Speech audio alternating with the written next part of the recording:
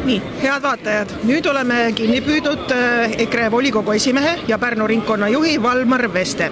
Ja ma paluksingi Valmar, et meenuta näiteks ka televaatajatele, et kuidas on sinu siis volikogu esimehe nii-öelda aeg praeguseks olnud?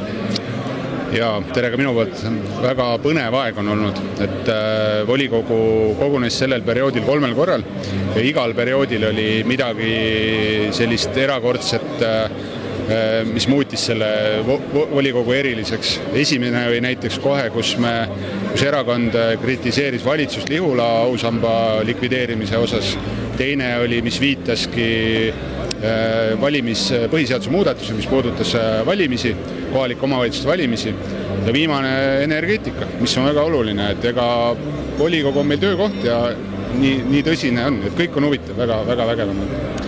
Sa oled ka Pärnu ringkonna juht, et milliste meeleoludega sa lähed praegu ringkonna juhina vastu sügisestele kohalikele omavalitsuste valimistele? No Pärnumaa on olnud alati EKRE kuidas ma ütlen, kodumaakonda, et kus on toetus väga suur ja Pärnu linnas eriti. Ja me oleme täis võidutahet ja valmis võitlema ja muidugi me läheme võitma neid valimisi, ei ole kahtlust. Väga hea toon, aga ma tean, et sa oled mees nagu orkester ja üks sinu harrastusi on ka mälumäng.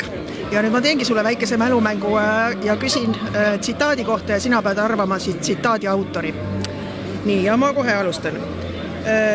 Tark naine valib EKRE. Tark naine valib EKRE.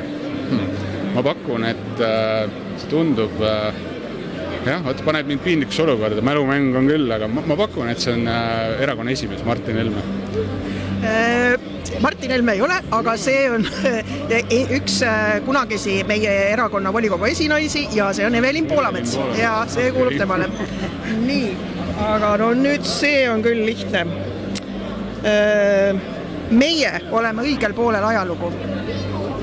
Meie oleme õigel poolel ajalugu. See kõlab väga nii jõuliselt ja ma arvan, et selle tsitaadi on öelnud Mart Helme.